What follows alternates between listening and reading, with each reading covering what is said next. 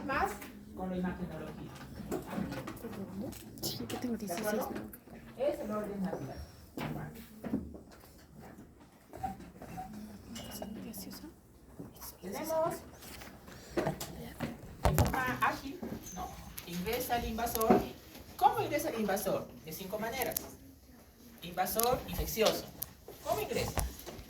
Por vía inhalatoria, coronavirus, SARS, bacterias atípicas, salmonella, micoplasma, influenza, otro virus, algunos hongos, ¿no? Vía inhalatoria.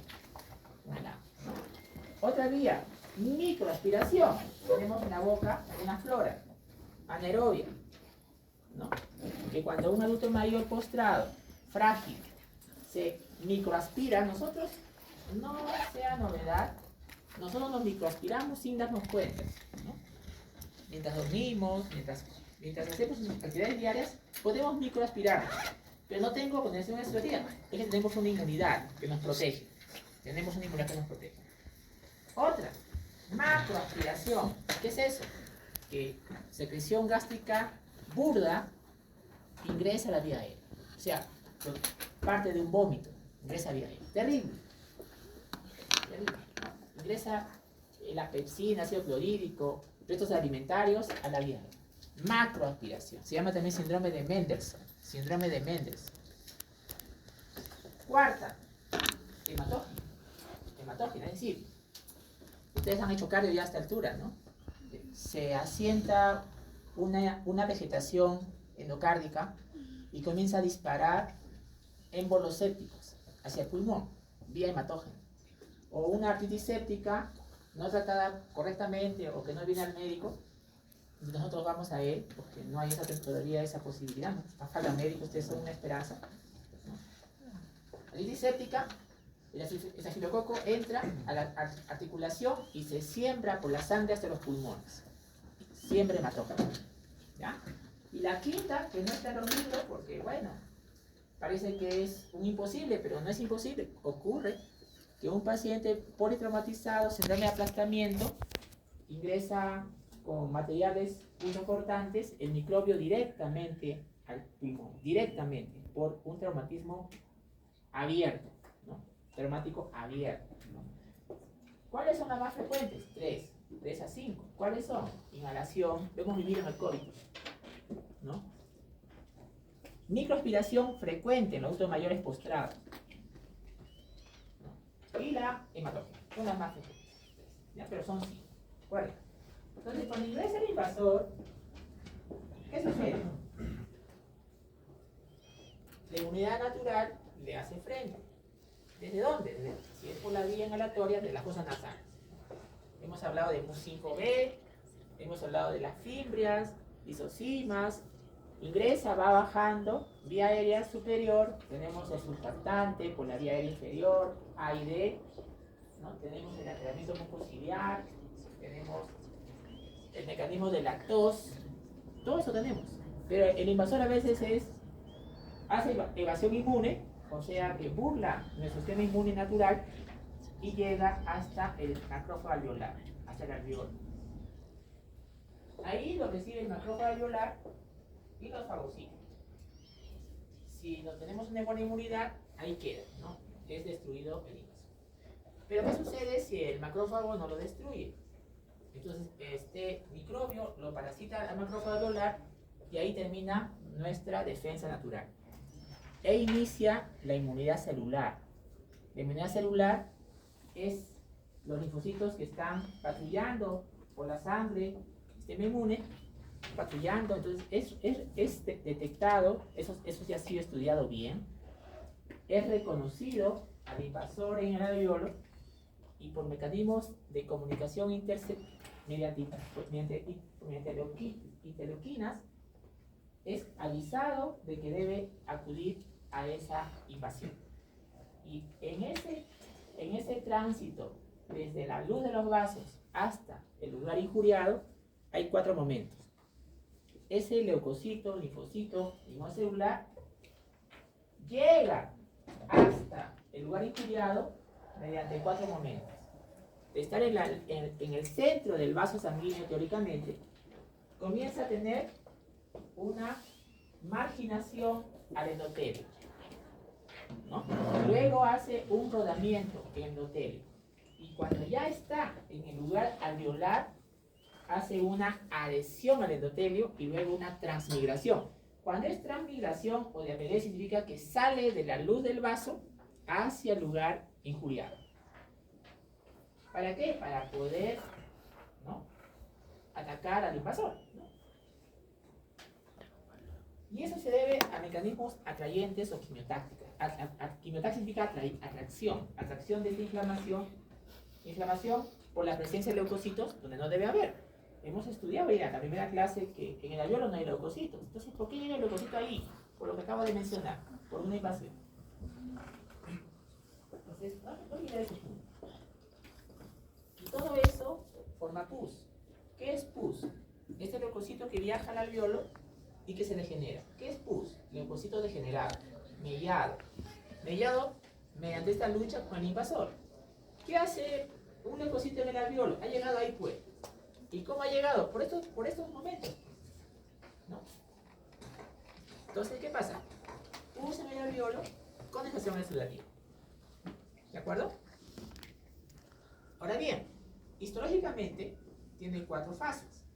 La fase de congestión, hepatización roja, hepatización gris y resolución. Y esto ha sido estudiado ya con tiempos. Congestión, 0 a 2 días, hepatización roja, 2 a 4, hepatización gris, 4 a 6, y resolución de 6 a 12 días. Esto puede variar un poco más, un poco menos según el microbio. Vean ustedes, para que ocurra la condensación exudativa es la interacción de 3 actores. ¿Cuáles son? El microbio injuriante, nosotros, el huésped, y el terreno de la interacción, o sea, el ambiente donde ocurrió eso. Y hay muchas posibilidades. Microbio débil, inmunidad fuerte, no ocurre condensación exudativa. Ejemplo, marzo 2020, no teníamos vacunas los médicos. Fallecieron más de 500 médicos peruanos. No tenían vacunas. Se expusieron o no se expusieron, pero no había vacunas. Ahora, ¿quién no tiene por lo menos 3 vacunas? ¿Cuántas veces nos hemos puesto al COVID, a todas las variantes hasta ahora? Y solamente son resfriados. Entonces, la inmunidad nos protege ante este virus. Entonces, las vacunas protegen. ¿De acuerdo? El virus ya no es un problema, felizmente, en este momento. Que ya me dijeron la semana pasada que hay otra pandemia en proceso, ¿no? Pero el virus COVID-19, ahorita está presentado 3 vacunas pueden sobrellevar como resfriado. Segunda opción, que el microbio es muy destructivo y la inmunidad, a pesar de que esté fuerte, no alcanza. Ya vamos a ver. Por ejemplo, tenemos allí lo que tenía Obama, ¿no? El virus de ébola, ¿no?, que se puede inhalar y la letalidad es 90%. ¿No? Son microbios que están up to date, revísenlo, que son de bioterrorismo. O sea, muy, pero muy, muy, muy letal. ¿De acuerdo? Entonces, también importa el terreno. No es lo mismo agarrar una infección, por ejemplo, un paciente que se expone a una cueva de murciélagos donde está infestado de levaduras de histoplasma y uno ingresa sin mascarilla, inhala una cantidad bastante grande de estos y si tu inmunidad está buena, soportarás unas semanas y luego vienen los malestares. Entonces, también es bueno saber que el ambiente también juega un factor importante para determinar. ¿Por qué digo todo eso? Porque son 100 microbios aproximadamente. 100 microbios. Aquí, en este guión que hemos realizado, no hemos hablado de los microbios. Una vez que tú reconoces una cosa, te preguntas, pero ¿cuál será el microbio? Si son 100, y tu tratamiento debe ser inmediato, ¿no? Deben ser las 5 y 20, por ahí. Yo reconozco esta condensación exudativa primera y tercera y yo debo tratar inmediatamente. Pero ¿cómo sé cuál es? Si son 100, no le voy a dar 100 antibióticos, ¿no? Le doy 1, 2 o 3. ¿Cómo sé cuál es? Demuestre, doctor. Eso demora. A veces ni ocurre, porque cultivamos y de 10 cultivos salen positivos 1 o 2. Y no dejan de ser los 10 con examen exudativo. Y debo tratar de inmediato. Entonces, ¿pero cómo voy a saber cuál de los 100 es? Para eso existen unas estrategias que vamos a conversar, ¿no? Up to date. Esta revisión es up to date. Con un poco de llanos. Entonces, la condición del paciente me puede hacer sospechar qué microbio es. Si es un paciente que alcoholizado se microaspira y hace conexión exudativa, allá, la boca del alcohólico, allá, ahí está el anaerobio. O sea, tengo que cubrir anaerobio. Si le dio fuera de su casa, lo dio en su casa, la conexión exudativa, entonces, por fe clínica, sabemos que es neumococo. Oiga, ¿de dónde sabe usted que es neumococo? ¿Qué es fe clínica? Bueno, primero tendría que fe, pues, ¿no? ¿Qué es fe? A ver, Hebreos 11:1. La certeza es lo que se espera, la convicción de lo que no se ve. O sea, yo no he visto al neumococo en mi paciente, no lo he demostrado. Pero yo sé por up to date, por buena información científica, que si la condición exudativa la agarra en su casa al paciente, ese microbio es neumococo. Demuéstralo, no puedo. ¿Y por qué lo dices? Por fe clínica. Porque ya lo han estudiado ya. Ya se sabe. Pero a ese neumococo, si es un alcohólico, le tengo que agregar anaerobio, porque al microaspirarse, la cavidad oral de un alcohólico está llena de anaerobios. Otra. Ya les mencioné de los pájaros, los murciélagos, en la ecoturismo, que si una persona turista ingresa a una cueva de murciélagos para ver cómo viven estas aves pequeñas, colgadas, ¿no?, de sus patitas, inhala sin mascarilla todo esa es histoplasma, porque estas aves al defecar, todo ese ambiente está lleno de estos hongos que su sustrato para poder sobrevivir es las excretas o las fómites de estas aves. Una más, un paciente VIH positivo. El paciente tiene SIDA, está infectado con el VIH y por alguna razón no tomó tratamiento, está con SIDA, estadio final, y viene con tos, disnea, cianosis. El hecho de ser solamente como condición VIH positivo sin tratamiento, en la fase SIDA terminal, y viene con síntomas respiratorios, tos, disnea, cianosis, lo primero que debo pensar es Pneumocystis jirovecii. Pneumocystis jirovecii. Y debo tratar inmediatamente. O sea, ¿en qué pienso de los 100 microbios Pneumocystis jirovecii? En los pacientes inmunodeprimidos. Como por ejemplo los pacientes infectados con el VIH en estadio SIDA. Miren que up to date lo divide, ¿eh? Porque puede ser un paciente como Chola Chabuca, tiene como 25 años con VIH, ¿no? Todos sabemos eso. Pero ella está con una inmunidad alta. Si viene con tos, si viene con fiebre, no va a pensar en esta jirovecii, porque un paciente que tiene infección VIH y tiene buen tratamiento, las causas infecciosas son iguales a las que no tienen VIH.